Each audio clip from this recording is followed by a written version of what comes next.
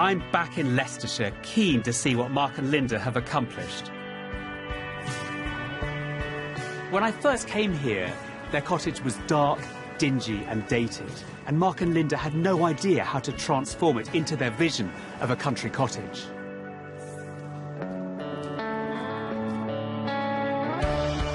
The ground floor was starved of light and little more than a gloomy and cramped corridor,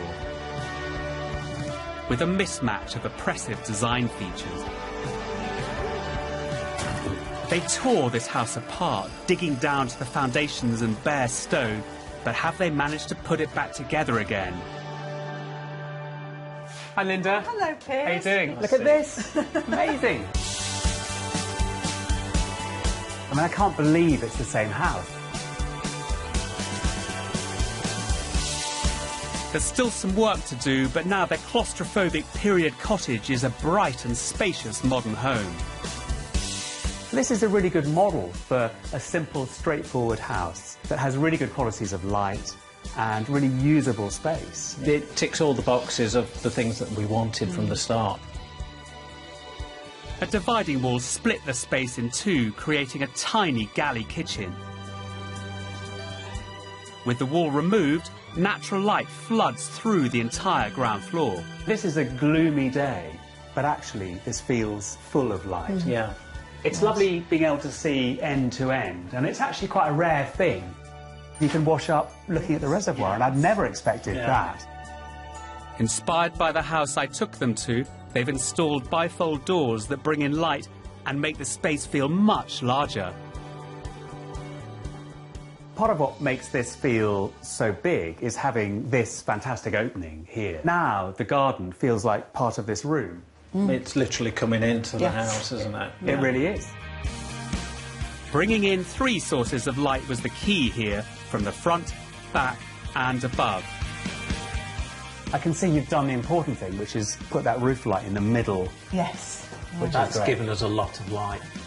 This space now feels bright and is filled with light all day long. It really is hard to believe that this is a small house because it feels so full of space.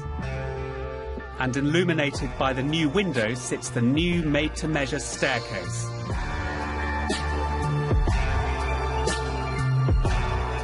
It cost £1,500 to replace the old stairs. It's not quite complete, but already defines the centre of their home.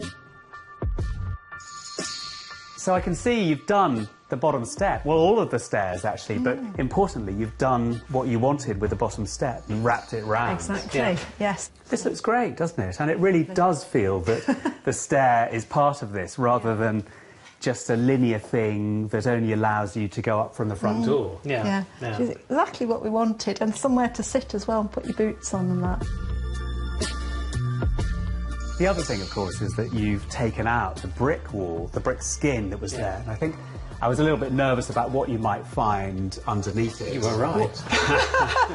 And you haven't been afraid to stamp your mark on this, have you? These little patches, which we could have just had irregular shapes, we thought, well, you know, heart and home and all that. It's a bit twee, but... This wall looks really tactile, and it's a very nice place to do something a bit fun as you go up and downstairs. I think so. And it's very you, I think.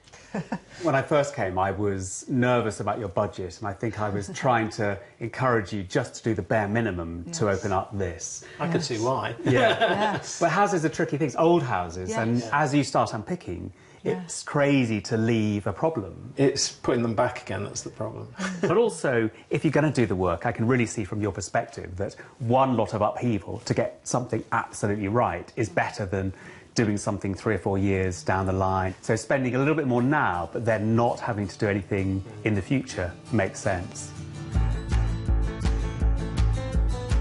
I wanted to make this room one they never wanted to leave. The key to that was the bespoke window seat made inexpensively from reclaimed scaffold boards.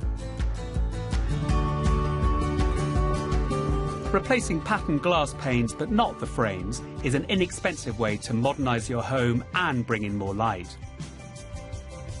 It has made such a difference. Total difference. I mean, before I was hardly aware of the reservoir when I was inside, and now it really feels like it's right there. But I think what's nice here, all the way through the house, is that it shows that design isn't about lavishing lots of money. And it's not about taste, it's about getting fundamental principles right to do with space and light and how you can live in something. And that's really the principle that you followed.